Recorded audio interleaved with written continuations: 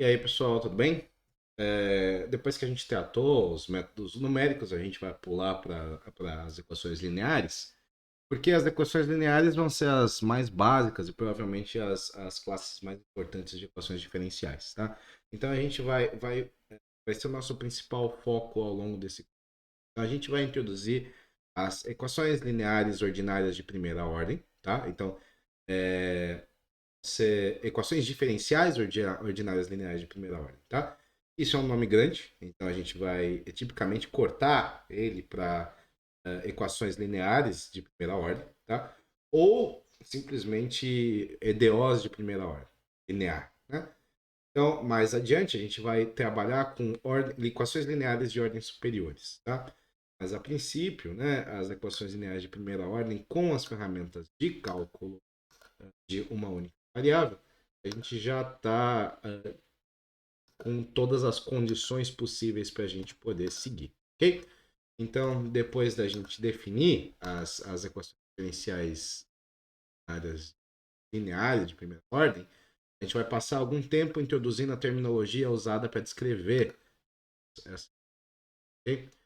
Ah, em particular, a gente vai tomar prestada a linguagem dos sistemas de sinais de engenharia. Tá?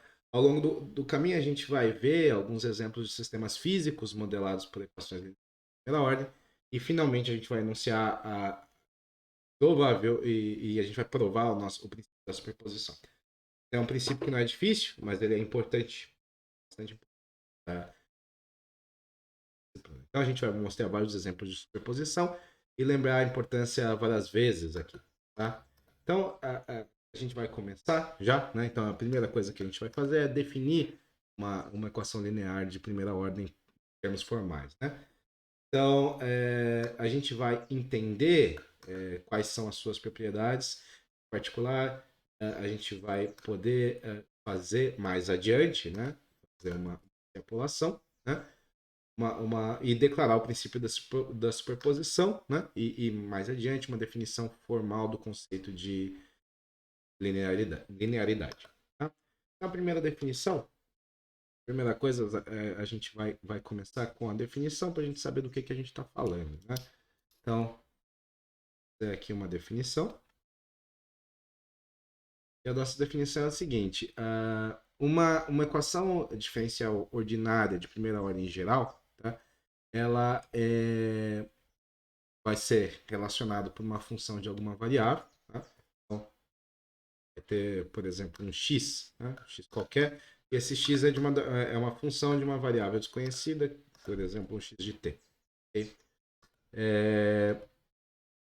Eu espero que o som funcionando, porque deu na placa, e aí eu funcionando direito. Então, a, a EDO linear geral de primeira ordem,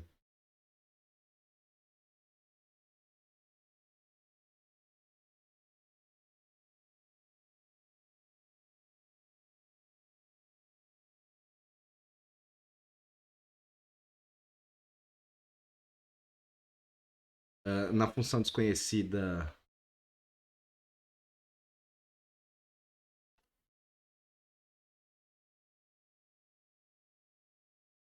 Lembrando que na maioria das vezes a gente não conhece as nossas funções, né? A gente vai ter uma função x que é uma função de t, x é x de t.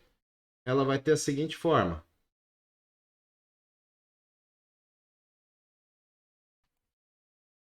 É,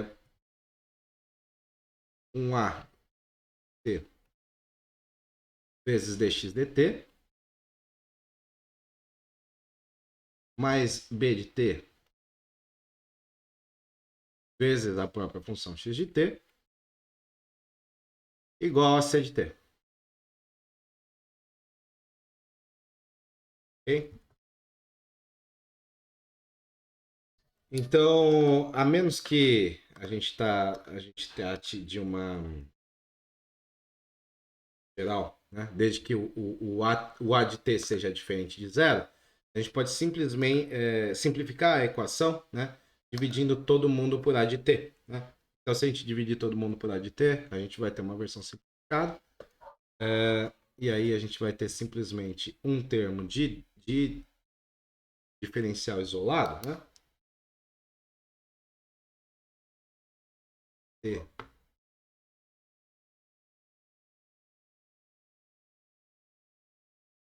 A gente está usando a condição que A de T é diferente de zero.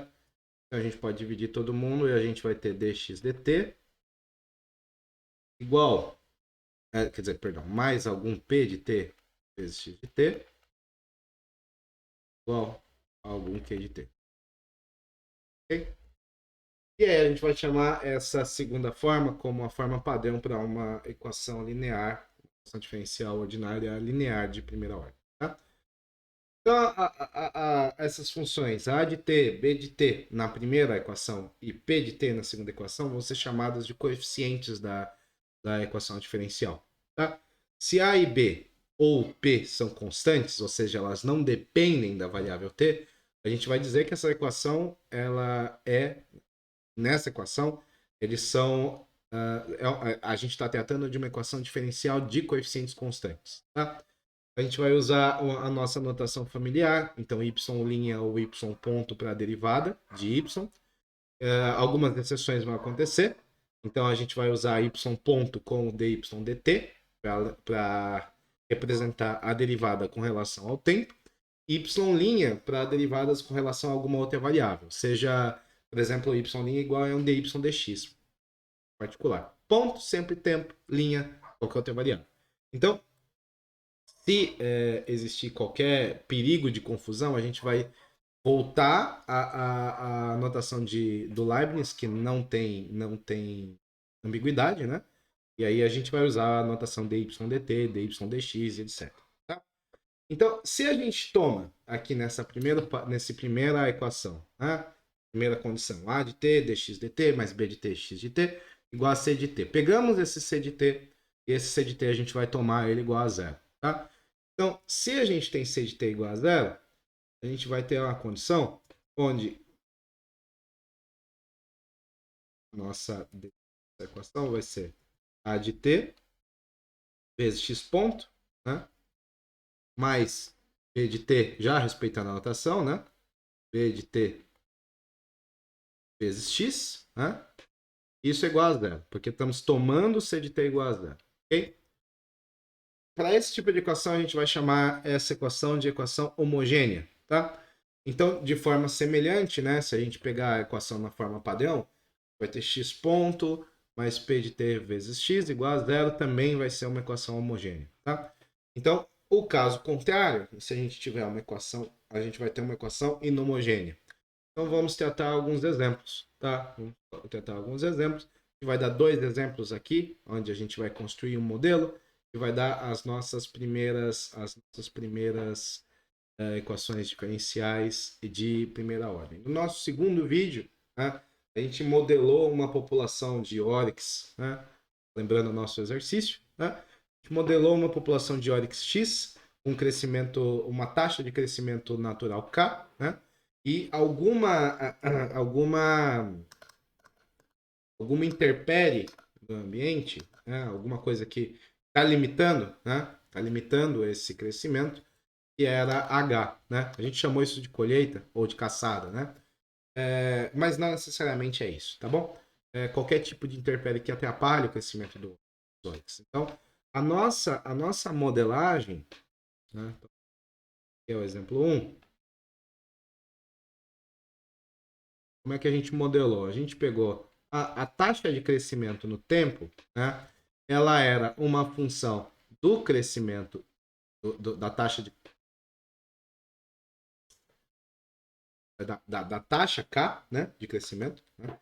Então, na verdade, a variação temporal da população, né, da população de Oryx, é igual a taxa de crescimento natural vezes a população, né, a própria população de Oryx, menos os componentes relacionados às intempéries, né? Ou, né, se a gente pode descrever, a gente pode reescrever essa equação como x ponto menos kx, porque aí a gente isola todos os termos relacionados à parte diferencial, né? Todos os termos com x de um lado, termos sem x do outro.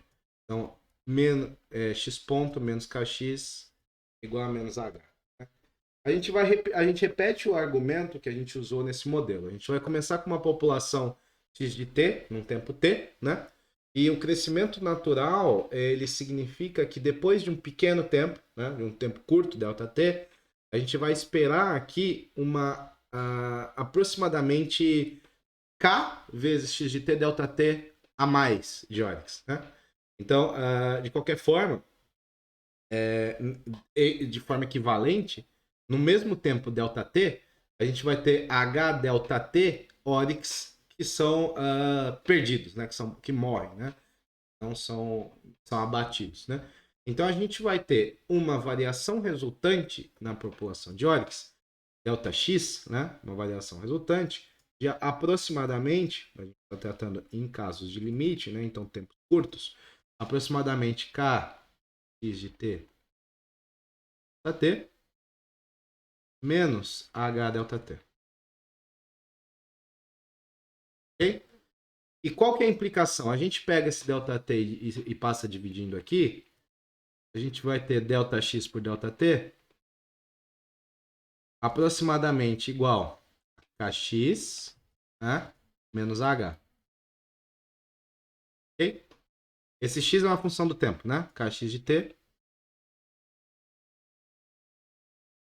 menos h. Tá? Agora, se a gente tomar esse intervalo de tempo ΔT muito próximo de zero, a gente vai ter um caso de limite, né? E aí a gente acaba fazendo com que esses ΔX se tornem uma derivada, né? E esse sinal de aproximação virá uma igualdade, né? Então a gente vai conseguir uma equação diferencial ordinária, no caso tomando o limite de ΔT tendendo a zero, a gente vai ter dx dt igual a kx de t, é uma igualdade agora, né?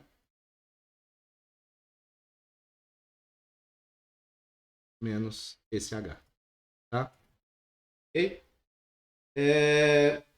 Então, note que aqui, se as taxas de crescimento K e a taxa de abate H, elas não são constantes aqui, mas elas variam com o tempo, né? Se a gente tiver essa condição, né? No nosso caso aqui elas estão sendo constantes, mas se a gente tiver uma condição que ela varia com o tempo, a modelagem ela vai prosseguir mantendo a mesma equação diferencial. Então, independe da variação do tempo ou não. Então, se a gente tiver uma condição de variação temporal, que não é o caso aqui, a gente vai ter, aí, por exemplo, caça sazonal, disponibilidade de recurso, né? A gente vai ter uma variação tanto de crescimento populacional no tempo, quanto uma variação no abate, né? Ou, né, a gente pode também descrever isso aqui, né, como sendo dx de t, mas aqui a gente verifica que não há mudança na estrutura, tá? Na estrutura da equação diferencial, se ela tiver coeficientes constantes ou tiver coeficientes variáveis, não há variação na estrutura da equação, tá? Ok? Então agora a gente vai pegar um exemplo com uma conta bancária, né? Então, vamos lá, sempre no exemplo. Minha.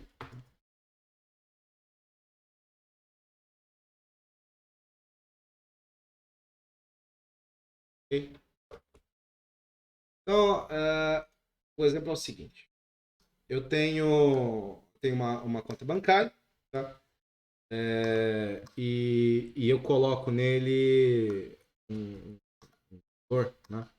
E essa conta ela vai ter x de t, né? X de t reais, seja x é uma função do tempo, então eventualmente eu preciso colocar dinheiro, eventualmente tirar dinheiro, então ao longo do tempo vai ter uma quantidade de dinheiro, mesmo que eu não varie, a gente pode ter juros, ter ponto de manutenção de conta. Então, a quantidade de dinheiro que está lá é uma função do tempo. Tá? Ou seja, X vai ser uma função do tempo. Eu posso depositar dinheiro na conta e fazer saques nela. Então, O banco ele vai me pagar juros pelo dinheiro na minha conta. A gente vai chamar a taxa de juros aqui de R, e ela vai ter uma unidade, a gente vai tratar com juros anuais, então a unidade dela vai ser ano a menos 1. Tá? Então essas são as variações que tá sujeito ao modelo. Tá? Posso colocar dinheiro, posso tirar dinheiro e o banco eventualmente está atribuindo juros. Tá lá. Antigamente um banco pagava juros no final do mês sobre o saldo do início do mês. Então a gente pode modelar isso matematicamente. Então a gente vai tomar, se a taxa de juros ela é anual, o nosso ΔT, que a gente quer saber mensalmente, vai ser 1 sobre 12. Esse vai ser o período de tempo equivalente a um mês. Né? Então ΔT igual a 1 sobre 12 vai ser o extrato final do mês. Né? Não, vai ser o tempo referente a um mês. Dessa forma, né, o extrato final vai ser o quê? O extrato final vai ser o valor que eu tinha no tempo T mais ΔT, que é o final do mês. Né? Quanto eu tinha no final do mês. Que é o quê? É o valor que eu tinha no começo do mês, mais os juros, a taxa de juros, sobre o valor que eu tinha no começo do mês, vezes o intervalo de tempo, tá? Mais o que eu posso ter depositado, né? Depósitos, né? Que a gente pode ter né? Menos os saques. Tudo isso que aconteceram no período de tempo entre T e T mais ΔT. Então essa vai ser a modelagem. Tá? Esse aqui vai ser o modelo, tá? Do extrato do fim do mês. Aqui estão todas as variáveis para o meu modelo, tá? Dado que no meu modelo ideal a gente está trabalhando de um banco que não cobre taxa de manutenção de conta. Atualmente é tipicamente muito pequeno. Então, se a gente disser 1% ao ano, né, a gente vai ter 0,01, né, por ano. E a gente não recebe 1% a cada mês. Então, a gente vai ganhar 1 sobre 12 nisso, né? Sobre 12 nisso, porque a gente está tratando um modelo linear, né? A gente pode pensar, também, né, no que a gente está uma retirada, né, com um depósito negativo, né? A gente retira, é equivalente ao estar depositando uma dívida, um depósito negativo. Então a gente vai chamar tudo de depósito, tá? Para diminuir o tamanho do modelo, e a gente vai permitir que o sinal seja positivo ou negativo. Então um depósito negativo vai ser um saque, um depósito positivo vai ser propriamente um depósito mesmo. Okay? Então, justamente para a gente poder diminuir o número de variáveis, aqui essas variáveis são redundantes, né? E a gente precisaria colocar uma limitação, né? A gente não vai evitar essa dor de cabeça, a gente faz tudo em uma variável só. Então, hoje em dia, os juros eles costumam ser calculados diariamente, né? Se você tem um aplicativo de celular onde você consegue fazer o acompanhamento diário, né? Ele vai dar o valor dos juros no dia, quanto você ganhou no dia, né? E esse é um passo no caminho para o esclarecimento proporcionado pelo cálculo, em que a gente vai tomar ΔT indo para zero e os juros vão ser calculados continuamente, né? Então, para um intervalo de tempo tipo um ano, né? Razoavelmente pequeno, 1 sobre 365,25, né? Então a gente pode tratar isso como por ano. Então, para alcançar a iluminação, a gente quer registrar os depósitos menos as retiradas como uma taxa em reais por ano. Né? Então a gente vai supor que a gente contribua com R$100 todo mês e eu não faça saque. Então, meus depósitos atuais até o tempo T, ou seja, meu depósito total cumulativo, eu vou chamar isso de Q de T, tem um gráfico. Né? A gente consegue fazer um gráfico representando os depósitos cumulativos. Né? Então, aqui, perceba, depósito cumulativo não tem envolvimento com juros, tá? Independe da taxa de juros, que aqui eu quero saber só o valor que eu coloquei, tá? Não o valor que estava lá. Então, o gráfico do meu depósito cumulativo vai ser uma coisa assim, ok? Então, É isso, cada mês a gente tem um aumento de 100 reais, tá? Cada mês um aumento de 100 reais. Se a gente continuar, então a gente pensar nessa condição, né? Mantendo o delta T indo para zero, né? Então a gente está tomando os limites, né? Tomando delta T indo para zero. A gente deve imaginar que eu estou fazendo essa contribuição continuamente a uma taxa constante de R$ 1.200 por ano. Né? Se eu boto R$ 100 por mês e eu quero fazer uma aproximação de delta T indo para zero, eu posso imaginar que eu estou colocando R$ 1.200 por ano. Por quê? Porque eu estou tratando depósito cumulativo e não valor no externo. Tá? Então a quantidade que é de T vai ser uma linha reta com inclinação de 1.200. Tá? Então a gente pode tentar transformar, fazer uma aproximação de continuidade, né? E aí esse gráfico que fica todo cheio de cadinhas, né? Que a gente está tratando numa condição discreta, né? A gente passa para uma condição contínua, onde a gente vai ter um único gráfico linear, porque a taxa de depósito é constante, né? E esse mesmo gráfico vai ser visto dessa forma, tá? A taxa linear, um aumento linear, tá bom? É uma aproximação que a gente pode fazer. Okay?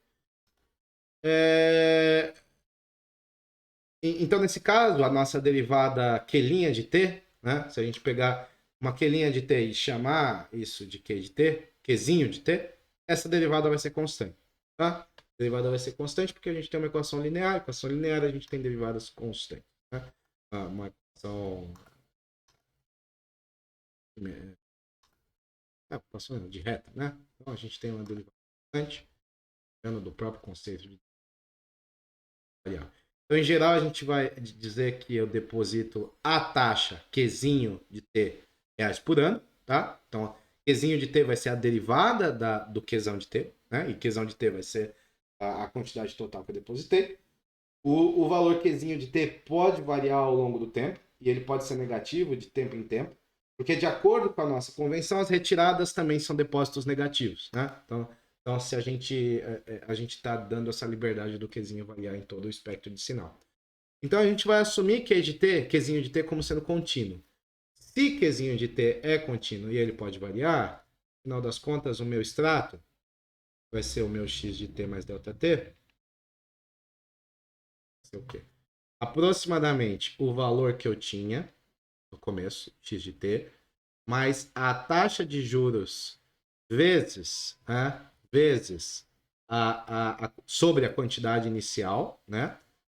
Isso é percorrido, essa taxa de juros é calculada no intervalo de tempo, mais aquele negócio que eu tinha colocado de depósitos mais saques nesse intervalo, vou chamar simplesmente de Qzinho de T, né? T vezes delta T, também depende nesse intervalo, né? Então, se agora a gente subter aí x de t e dividir, né? A gente subter aí x de t dos dois lados e divide todo mundo por delta t. A gente vai ter uma condição que é bem conhecida do cálculo de uma variável, né?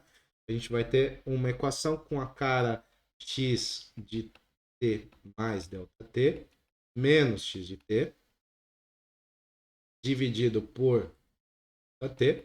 Isso vai ser aproximadamente Rx, né? Rx mais Qzinho. Isso aqui, né? Se a gente já dá para imaginar qual vai ser o próximo passo. Esse esqueleto é um esqueleto de uma derivada, né? Então, a nosso próximo passo é que a gente está interessado num período onde ΔT tende a zero, e aí a gente pode pegar de forma contínua, né? A gente pode pegar os juros diários, por exemplo. Se a gente tomar esse caso com ΔT tendendo a zero, a gente vai ter uma derivada temporal, né? Então, eu vou tomar aqui esse limite com ΔT indo para zero. E aí eu vou ter uma derivada temporal, x ponto, igual a Rx mais Q. Okay? Então, note aqui agora que o Qzinho de T ele pode certamente variar no tempo. Tá? Não tem nada que exija que esse valor seja constante. Tá? Ele pode variar no tempo. A taxa de juros ele também pode variar no tempo. Né? Também não existe nenhuma condição matemática que obrigue ela a ser constante. Tá? Na verdade, a taxa de juros também ela pode depender de x também. Né? Uma conta maior provavelmente vai render uma taxa de juros melhor. Né? Então, nenhuma das características vai afetar a derivação dessa equação, mas se R depende tanto de x quanto de t, então a equação que a gente está vendo não é mais linear. Tá? Não é mais linear porque ela vai depender também de duas variáveis. Né? Então, para esse exemplo, a gente pode dizer, né, que R ela depende só do tempo. Tá? Pode ser constante ou depende só do tempo. A gente não pode permitir que ela dependa do tempo e da quantidade de dinheiro, porque aí a gente sai do escopo das equações lineares. E aqui o Q também vai depender só do tempo, no máximo. Tá? Então, a gente pode colocar a equação linear, colocar a nossa EDO linear na forma padrão, e na forma padrão é x ponto, então na forma padrão, a gente vai ter termos que envolvem x de um lado. Então, o R de T aqui é só preciosismo porque ela pode ser constante, tá? Mas tudo bem, se ela for constante também é um R de T, supostamente, né? Então, na forma padrão a gente tem isso. Ok? Então, no nosso exemplo do banco, a gente vai modelar a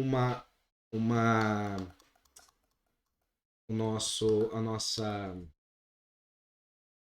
conta bancária, né? O valor de uma conta bancária, exatamente por essa expressão, né? X ponto menos Rx igual a um Q de T. Note, então, se a gente pegar aqui, que é o nosso lado direito da equação, né? Ou seja, o Q, ele não depende de x. Então, o lado esquerdo representa o que acontece no banco. O lado direito vai representar o que entra no banco, né? É o nosso Q. Então, a gente vai usar agora a linguagem da engenharia para a gente descrever as peças do nosso modelo. Tá? A gente vai mudar um pouco a terminologia aqui. Então, se o lado esquerdo a gente está tratando com coisas que acontecem no banco e o lado direito são coisas que entram no banco, o lado esquerdo vai representar o nosso sistema, né? Então, nesse caso, o lado esquerdo vai representar o banco, o lado direito representa uma influência externa do sistema, né? Então, que é o que está entrando. Aqui a gente vai chamar de sinal de entrada, né? Ou às vezes simplesmente de entrada ou input, tá? Então, sinal de entrada, input. O que entra, né? Que é o sinal é a coisa que está interferindo do lado de fora, tá? Em geral, um sinal é uma função de t, né? Aqui a taxa da poupança, sendo positiva ou negativa, né? É uma função do tempo. O sistema ela responde ao sinal de entrada e gera uma função x de t, e a gente vai chamar de sinal de saída, output ou resposta do sistema. E a quantidade atual de dinheiro na conta, né, vai ser a nossa saída. Né? Então, se a gente resolve a EDO, resolver essa EDO significa encontrar o x desconhecido. Então, nessa nova linguagem, significa encontrar a resposta do sistema ao sinal de entrada que é de t. Tá? Então, a gente tem um input que é de t e a gente quer encontrar o output, que é a resposta de saída do sistema, que é o nosso valor na conta. Né? É importante a gente entender que o sistema e a entrada não são termos matemáticos, tá? Eles são termos convenientes e fisicamente significativos que a gente usa para descrever diferentes partes da equação diferencial, tá? Das EDOs. O que constitui o sinal da entrada e a saída é uma questão de interpretação de configuração física, tá? Não é uma propriedade da própria equação, tá? Então, do ponto de vista matemático, nenhum dessas condições existem, isso é só uma modelagem física, né? Então, de modo geral, vai ficar claro qual é qual. Mas em qualquer exemplo onde a gente pode acabar não estando claro. Então, especificamente o sistema, a gente precisa especificar o sistema, a entrada e a saída. Tá? Então, uma coisa que a gente pode fazer são alguns diagramas de bloco. Tá? Diagramas de blocos são bastante usados nas engenharias. Tá? É uma ferramenta útil que os engenheiros usam para representar sistemas. Tá? Então, aqui tá, a gente pode fazer um diagrama de blocos muito simples que mostra a entrada e a entrada do sistema e a saída resultante. Então, o que a gente tem no diagrama de bloco? A gente vai ter tem uma entrada, tá? Uma coisa entrando no sistema. Vamos deixar assim que fica torto. Ah, por isso que as letras estão. Então, isso aqui é a entrada, né? Então, a entrada.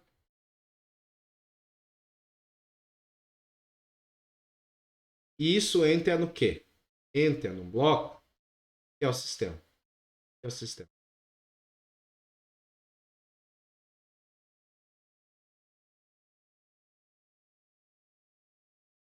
Ao entrar no sistema, o sistema vai gerar uma série de ações, isso aqui, vai dar uma resposta. E a nossa resposta vai ser a saída.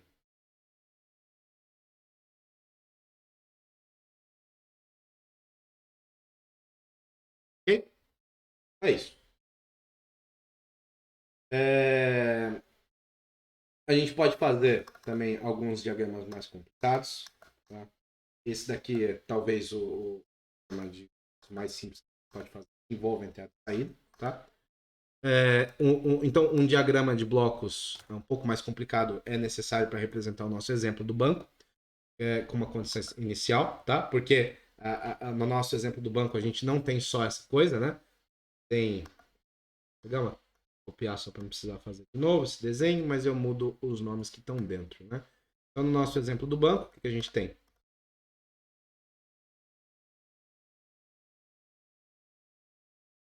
Nossa, é difícil apagar isso. Às vezes eu tirei a onda. Aí, beleza. No nosso exemplo do banco, quem que é a entrada? A entrada é o dinheiro que eu coloco ou retiro do banco. Então é o que de ter. Tá? Quem é o sistema? O sistema é o próprio banco. Tá? Só que aqui a gente tem algumas. Não é simplesmente entrou, banco, saída. Né? A gente tem algumas condições iniciais. Estou conseguindo deixar essa reta. Aí. Aqui a gente tem uma condição inicial.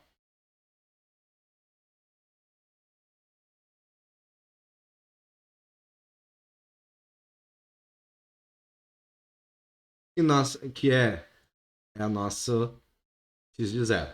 Né? Zero. Começou, tinha algum dinheiro. Não é variado, né? A gente não aceita qualquer valor. Tinha um valor específico no começo. E a saída vai ser quanto que é o X no tempo T. Quanto dinheiro tem no tempo T. Tá? Mas essa é a representação para o nosso exemplo do banco. Tá? Então a gente pode representar dessa forma. Okay?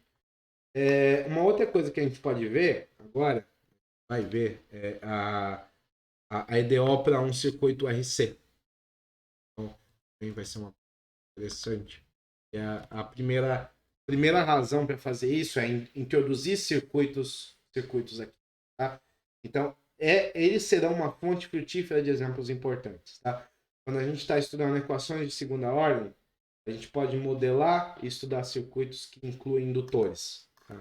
Então, a segunda razão para usar esse exemplo de circuito, apesar de não ser um curso de circuitos, né, nem de eletricidade e magnetismo, é trazer à tona, né, a gente poder trazer e destacar um ponto importante sobre o que a gente vai chamar de input, né, a gente vai chamar de entrada.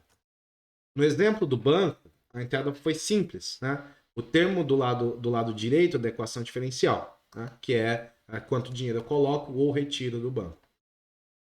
Aqui nesse exemplo, o lado direito vai ser derivado da entrada, mas não vai ser exatamente a entrada. Tá? É uma situação um pouco mais complicada. Tá? Então, aqui a gente não está tratando, não é um curso de eletromagnetismo, não é um curso de circuitos, mas a gente vai usar exemplos do assunto. Tá? Eletromagnetismo eu tô gravando, circuito provavelmente eu não vou gravar nunca. A gente vai aprender o suficiente sobre circuito para usar como fonte de equações diferenciais interessantes. Tá?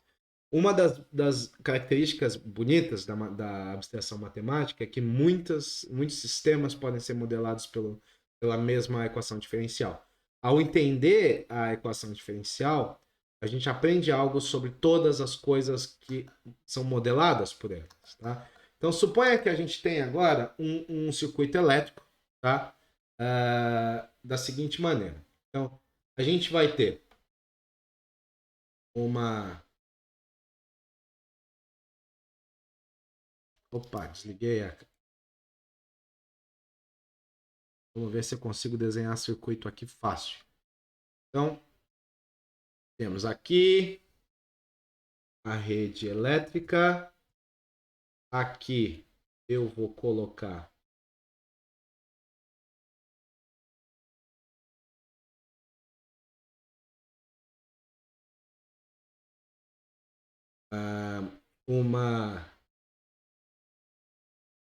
uma fonte de energia, tá? Isso aqui tá... Opa, vai ser uma fonte de energia.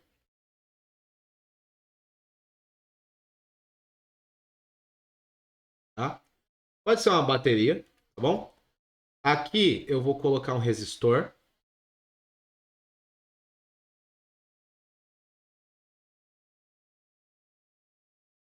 Resistor.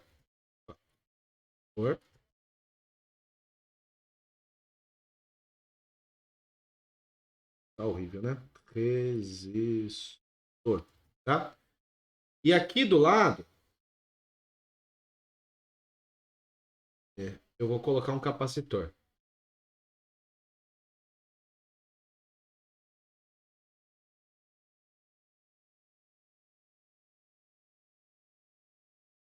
E... Opa, o que eu fiz?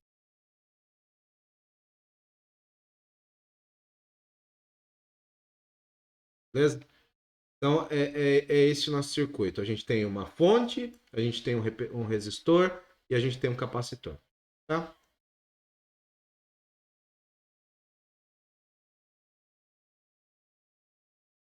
E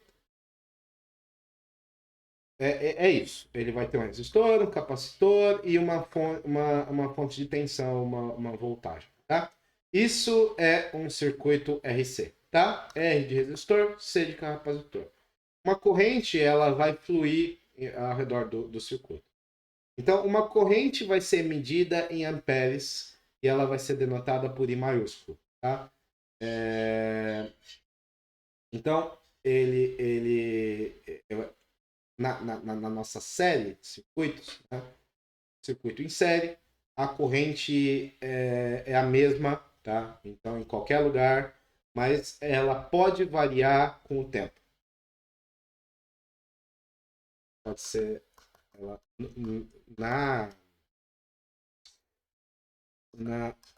ela não depende do local, do espaço, mas ela depende do tempo, tá? Não é uma função de x, mas é uma função de t.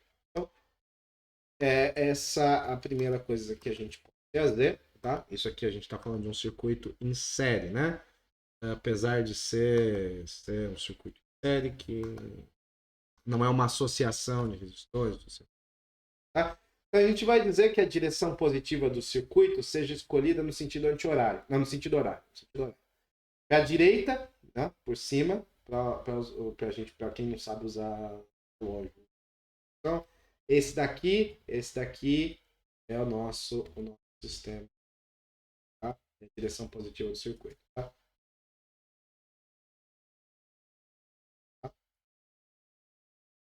Portanto, se a corrente estiver fluindo no sentido anti-horário ao longo do fio, o amperímetro precisa dar uma leitura negativa.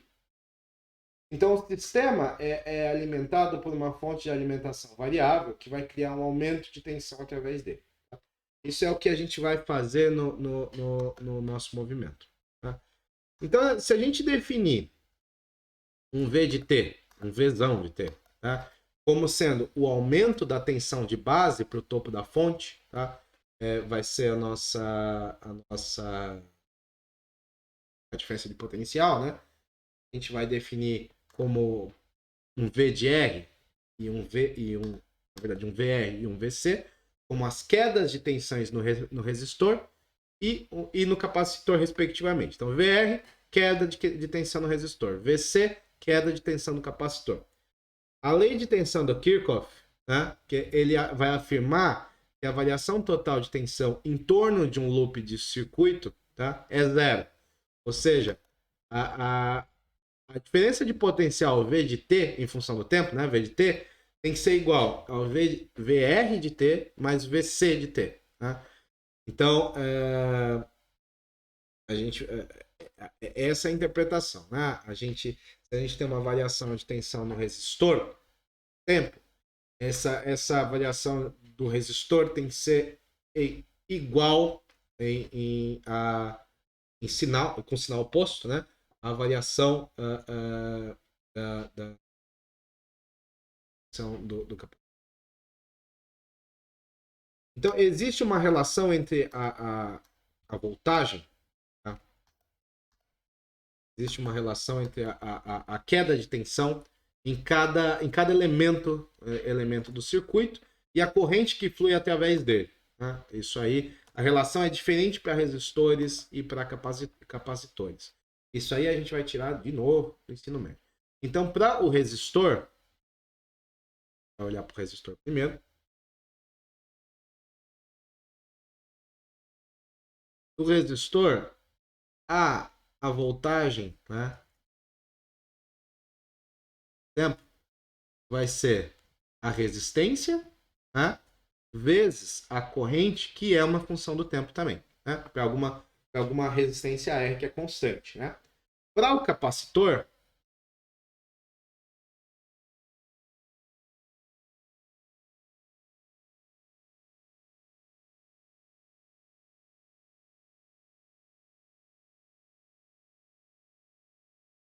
vai ser 1 sobre C vezes a corrente, também é uma função do tempo. E aqui C vai ser uma constante, que vai ser a capacitância, tá? A gente está usando V' ao invés de V ponto, né?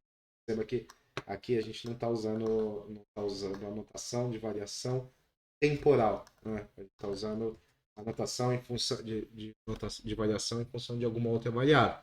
Porque o ponto ele não aparece muito bem, né? Geralmente quando a gente vai tratar sobre letra maiúscula, mas aqui, né? A ideia é de vamos usar ponto. Só que na hora de digitar, na hora de quando a letra é maiúscula. É isso. Tá? Então, qual que é a interpretação? Primeiro, a voltagem, né? Ou a queda da tensão no resistor é proporcional à corrente que passa por ele. Né? Então, alta resistência significa alta voltagem. Tá? Então, alta voltagem, alta resistência. Tá? E para o caso do capacitor, né? O capacitor a gente não está tendo uma equação explícita, né? É uma equação também. A nossa voltagem no capacitor vai ser proporcional à integral da corrente, né? E ela vai resultar num acúmulo de carga nas duas placas do capacitor. Então, alta capacitância significa muito espaço para ocupar uma carga, para a carga ocupar. Então, um capacitor C muito grande é como nenhum capacitor, tá? Ou seja, 1 sobre C tende a zero, tá? É aproximadamente zero. Para a gente relacionar isso com a equação diferencial dada pela lei de voltagem de Kirchhoff, né? A gente vai ter que a variação temporal Eu quero saber a variação de voltagem, né? Então, a variação temporal da voltagem no tempo é igual à variação temporal da voltagem no resistor, né? Mais a variação temporal de voltagem no capacitor. E o que é isso? A variação da voltagem no resistor vai ser R é uma constante. Então a gente vai ter a derivada da corrente, a variação da vezes a variação da corrente no tempo, mais a equação da variação no capacitor que já é dada, né? Então 1 sobre C vezes a corrente no tempo. Tá? Então, essa é a equação diferencial de primeira ordem linear. É uma equação para a corrente, né? A corrente elétrica em função do tempo. Na forma padrão, a gente vai ter essa mesma equação, só que aqui a gente vai ter resistência vezes a derivada da corrente, tempo, mais 1 sobre C vezes a corrente, que é uma função do tempo também. Né? Isso é igual à variação temporal da tensão. Tá? A variação. Então, para esse circuito, a gente vai considerar a voltagem V de T. Tá? Agora a gente tentar interpretar isso como entrada, saída, sistema. Tá? Então, para esse circuito, a gente vai considerar a tensão V de T como o sinal de entrada. Né? A entrada vai ser a tensão. Vai ser a diferença de potencial que está entrando. E, de fato, né, o que está entrando é a bateria. Né? É a bateria. O circuito com resistência fixa R e a capacitância C é o sistema. E a corrente I é o sinal de saída, né? Ou resposta do sistema. É o que a gente mede, né? Se a gente colocar alguma coisa lá para medir, vai colocar um amperímetro. Então a gente vai medir corrente. Tá? Então, entrada vai ser a bateria, vai ser a tensão, né? O circuito vai ser o sistema e, e toda a corrente vai ser a saída. Né? Então, o que é importante aqui, o termo do lado direito da equação diferencial não é o sinal de entrada real. Em vez disso, aqui, a gente vai ter uma derivada da entrada. Né? Na equação, a gente está tendo V ponto, não V. A gente vai ver muitos outros exemplos onde a entrada é usada para fazer o lado direito da EDO, mas ela não é idêntica a ela. Tá? Uma coisa que vem da entrada, mas não é a entrada. Então, o circuito, ele é o sistema e ele é representado pelo lado esquerdo, né? Da equação diferencial. Então, a entrada, o sinal de entrada vai ser V, vai ser a voltagem. E ele aumenta de acordo com o aumento da potência. Né? Você coloca uma bateria mais forte, a diferença de potencial vai ser mais forte. Como que vai ser o nosso diagrama de blocos, pessoal? Pegar o banco e aí mudo do banco. Por mais pura preguiça, pega a estruturação do banco. Então vamos lá. A entrada vai ser a tensão em função do tempo. Qual que é a condição? Existe um valor dado, né? Vai ser dado, de corrente no instante zero. Tá? Quem que vai ser o sistema? Circuito. Tá? E quem que é a saída? A corrente no tempo t. Ok? Essa é a representação. E a gente vai concluir a nossa introdução às equações lineares de primeira ordem, né, discutindo o princípio da superposição. Tá? Esse talvez é a propriedade mais importante dessas equações. Tá? Então, de fato, a gente vai ver aulas que o princípio de superposição é definido, é uma característica definitiva das equações lineares qualquer ordem. Tá? Então, nos nossos exemplos a gente viu, tá? e vai continuar vendo, que os princípios da superposição vai permitir dividir um problema em um problema mais simples. Né?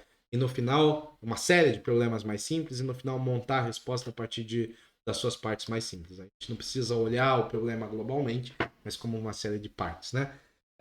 De uma forma usual, aqui nessa aula, a gente está considerando as nossas equações lineares de primeira ordem.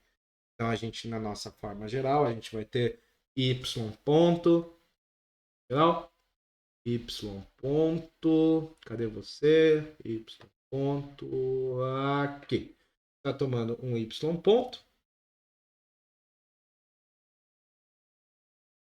ponto, né? Mais um pt, p de t, na verdade, p de t, vezes um y, que é igual a um q de t. Né? Essa vai ser a nossa problemas em que a gente vai considerar aqui o lado esquerdo do sistema e o lado direito como sendo o fraco, né? Então, esquerdo, sistema, direito, entrada. Para qualquer dado, input dado Q de T, ele vai ter um output Y de T. Então, vou reescrever a forma padrão na nossa padrão, Y ponto mais P de T, Y igual a Q de T. Então, lado esquerdo, sistema, lado direito, input. Então, para qualquer dado input, a gente vai ter um output, o input é Q de T, vai ter um output que é o Y de T, uma saída Y de T, e a gente vai escrever da seguinte maneira. Temos um Q, temos uma setinha torta, isso aqui, Y. Isso a gente vai ler, o input Q vai gerar uma saída, a entrada Q vai gerar uma saída Y, tá? Se Q1 de T e Q2 de T são sinais, e C1 e C2 são constantes, então a gente vai chamar C1 vezes Q1 de T mais C2 vezes Q2 de T como sendo uma superposição de Q1 e Q2, tá? Um outro nome a gente vai frequentemente usar para isso é uma combinação linear de Q1 e Q2, e isso a gente vai tratar lá na álgebra linear. Então, o que é o princípio da superposição? Então, vamos lá. Princípio da superposição, esse aqui tem nome, então é importante a gente escrever. Princípio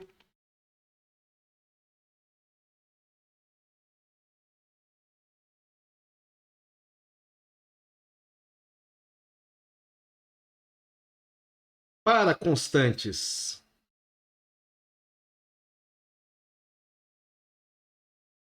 C1 e C2, tá?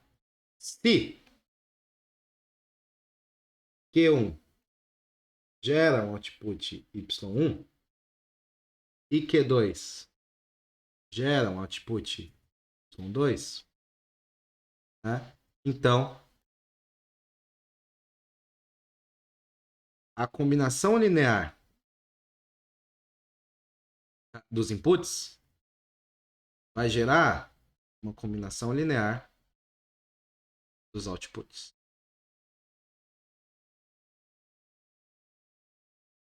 Como é que a gente prova isso? Tá? É verdade que a gente está tratando de equações lineares, de EDOs lineares, né? E a prova ela vai tomar duas partes, né? Primeiro, se a gente derivar essa saída no tempo, então, deriva essa saída no tempo. C1, Y1,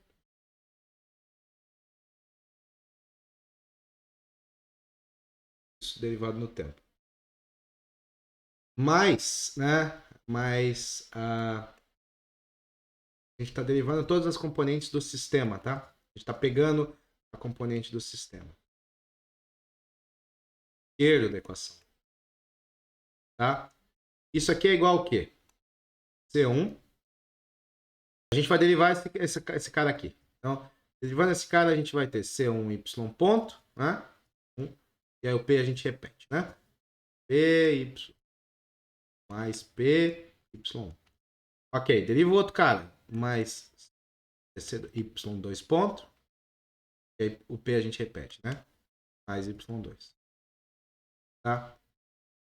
E o que que é isso? O que que é isso aqui? Isso aqui vai ser C1. O que que é esse negócio? Y ponto mais PY ponto. Q1. O que é isso aqui? Q2. Ok? E aqui a gente vai agora tratar alguns exemplos fáceis, né, sobre isso. Então, mais adiante a gente vai aprender como que a gente encontra as soluções para essas equações diferenciais, tá? Então, por enquanto, a gente só precisa checar essas soluções por substituições, né, nas equações diferenciais. Então, nosso primeiro exemplo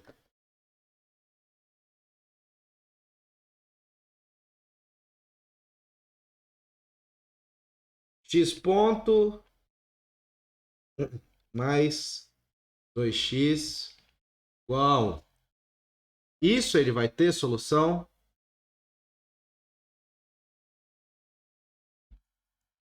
x de t igual a meio.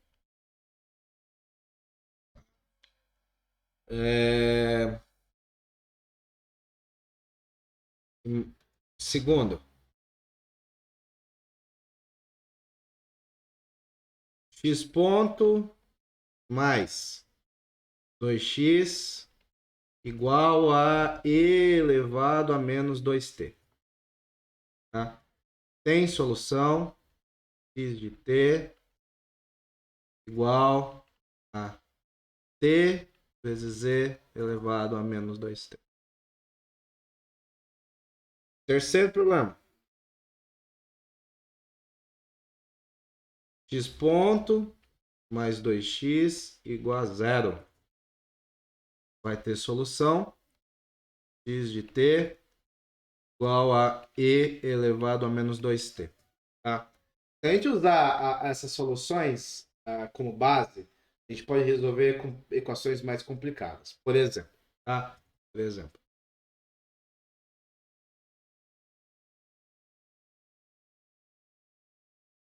Eu quero saber usar o sistema, o princípio da superposição para encontrar uma solução para x ponto mais 2x igual a 1 mais e elevado a menos 2t.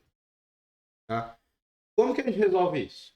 A entrada é uma superposição da entrada 1 e da entrada 2. Então, a gente vai ter uma solução. A solução, a gente usa o princípio da superposição. E a solução vai ser a solução da entrada 1. Né? Então, x de t vai ser a solução da entrada 1, que é meio. Né?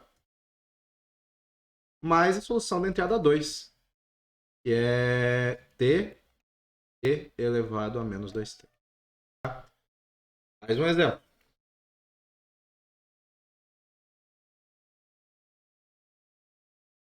Quero encontrar a solução de x ponto mais 2x igual a 2 mais 3 vezes e elevado a menos 2t. Ok.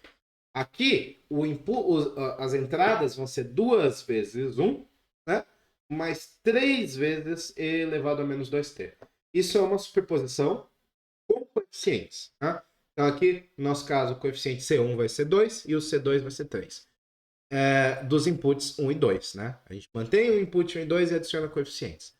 Então, dessa forma, a gente pode tomar como output, né? Se o input é aqui, né? Era 2 vezes o primeiro. Então, o output vai ser 2 vezes o primeiro. 2 vezes meio. Mais. Segundo. 3 vezes segundo. Então, 3 vezes a solução do segundo. E. Tá? Então, a nossa solução vai ser 1 mais 3t elevado. Tá? Isso é uma solução também. Agora, se eu quiser... Isso aqui é para encontrar uma solução, né? Agora, se eu pedir para encontrar todas as soluções, quero encontrar todas as soluções de x ponto mais 2x igual. A gente pode escrever essa entrada, né? Esse 1, né? É 1 mais qualquer constante vezes zero, né? Qualquer constante vezes zero. Isso continua sendo 1. Então, isso é uma superposição do input 1 e da equação homogênea, que é a 3. Né? Então, x de t, o nosso resultado, vai ser o resultado da primeira, que vai ser meio, né?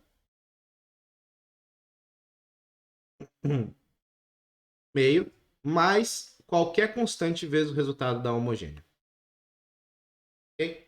Isso é uma solução para qualquer valor de parâmetro C. Mais uma, exemplo 6.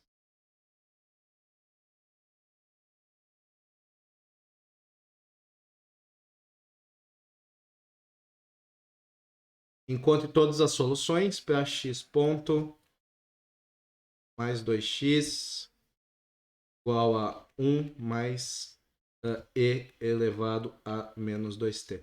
Usando o mesmo argumento, né, a gente pode adicionar aqui qualquer coisa com um c vezes zero também como resultado do output, né, além disso aqui.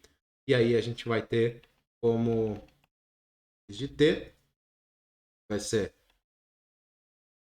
a primeira, né, o resultado da primeira, o resultado da segunda, t elevado a menos 2t, mais o resultado da homogênea, né? Que é qualquer constante, z elevado. Ok? Então, para manter, né? Para manter essa até adição, eu vou colocar mais alguns problemas para a gente resolver no próximo vídeo, tá? O primeiro problema é o seguinte. Esse daqui, na verdade, não é para resolver propriamente no próximo vídeo. Por favor, tentem. E aí, a gente resolve. Tá? Então, o que a gente vai ter? A gente vai ter um tanque. O tanque vai conter V litros de água, tá? V litros de água salgada.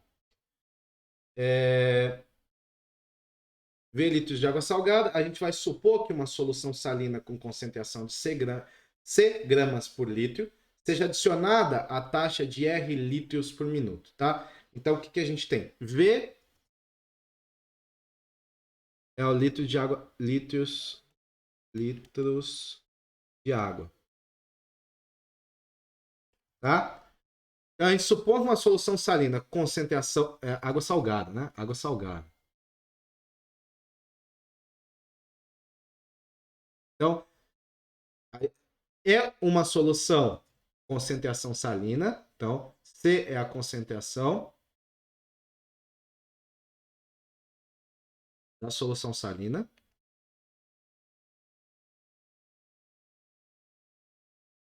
E ela é dada em gramas por litro. Tá? Gramas por litro. E ela é adicionada a uma taxa R de litros por minuto. Então, R, taxa de adição em litros por minuto. Tá? A ideia, o exercício é escrever a equação diferencial para a quantidade, não a concentração, a quantidade de sal no tanque. Então, quantidade de sal no tanque. Usar a notação de x de t para números de gramas de sal no tanque no instante t, tá? Então, x de t, escrever a equação para x de t, quantidade de sal no tanque.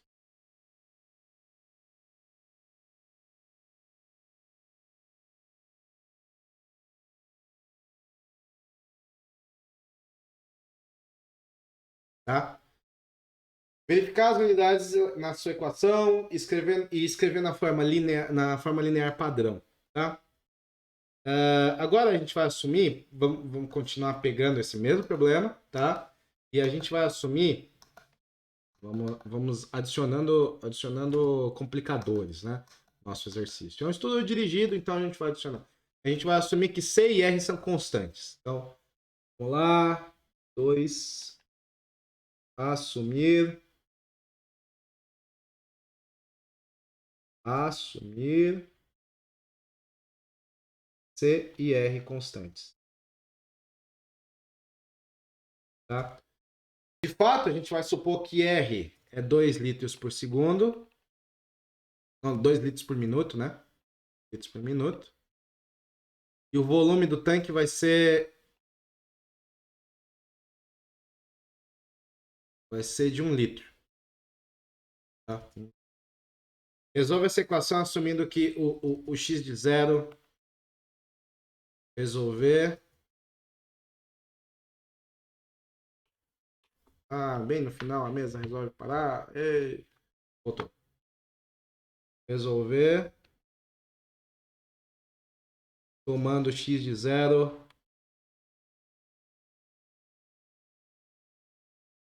igual a zero. Ou seja, no momento inicial não tem sal nenhum, né? Sal nenhum na água. Ou estava vazio, resolveu para saber, ou só tinha água pura, não tinha água com sal. E qual que é a quantidade limite de sal do tanque? Então, quantidade limite.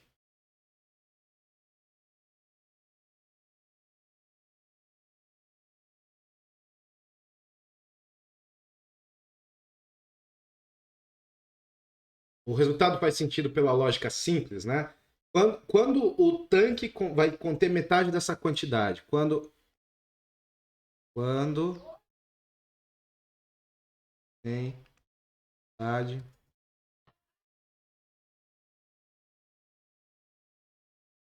dessa quantidade. Tá? Agora a gente vai supor, né? Então a gente vai continuar nesse mesmo problema. E a gente vai supor que a gente vai ter não só. A gente vai ter uma vazão desse tanque. A vazão desse tanque ela conduz a outro tanque. Então, tem uma coisa que está saindo desse tanque e ele está indo para outro tanque, também de volume 1, tá? Outro tanque de volume 1. E que no instante t igual a 1, a água desse segundo tanque não contém a sal, tá? Então, a gente vai ter segundo tanque, tá? Segundo tanque,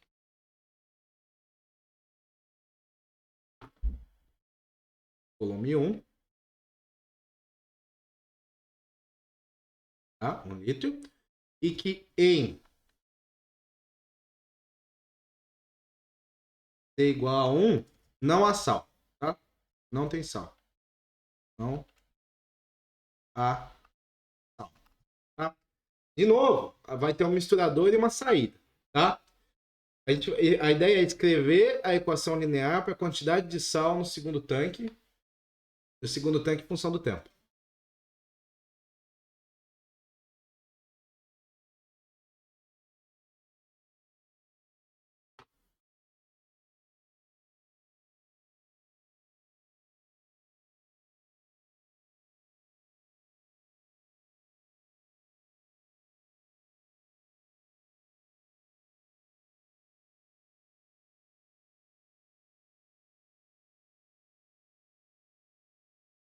Ok?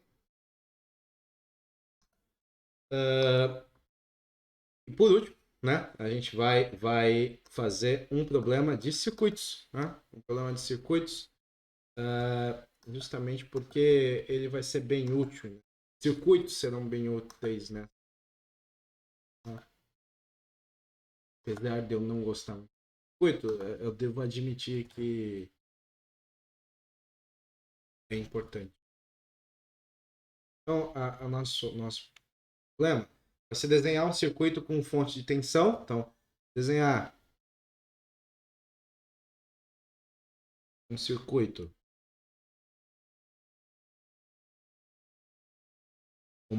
uma fonte de tensão,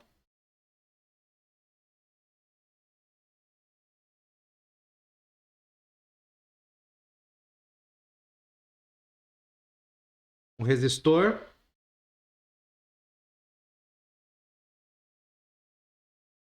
e um capacitor em série.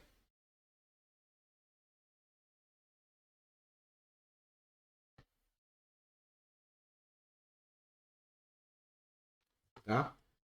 A gente vai denotar por I de T a corrente do circuito, tá? Onde o sentido positivo vai ser horário. Então, sentido positivo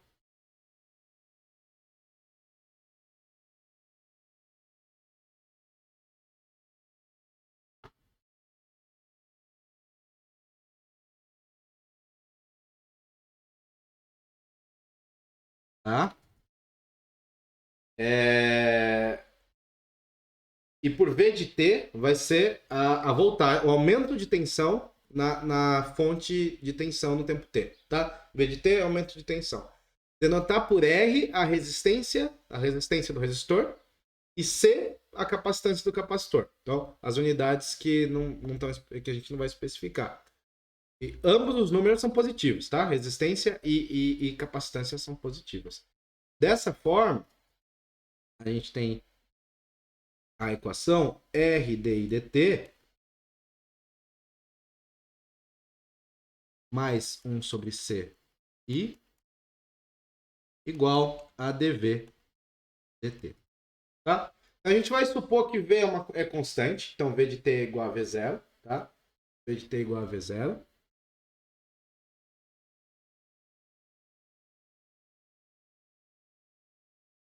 Tá? É uma constante. Resolver para I de T com uma condição inicial que o I de 0 é 0. Na verdade, tá. Só com condição inicial I de 0. Tá? Então, resolver para I de T.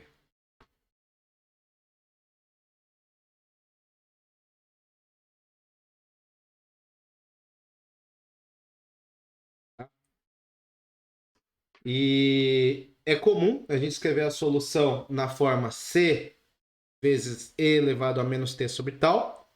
Então, a nossa solução vai ter a forma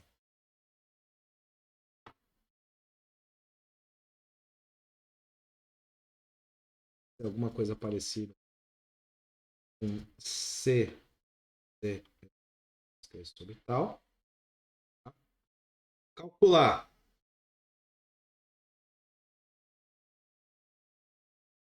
C e tal.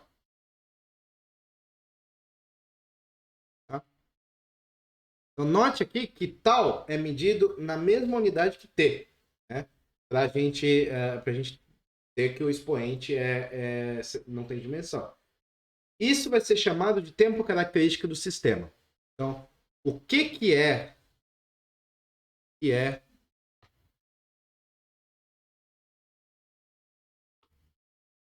I de T mais tal em termos de I de T. Ok? Esse é o nosso problema. Ok? Então, é isso por hoje e até o próximo vídeo. Tchau, tchau.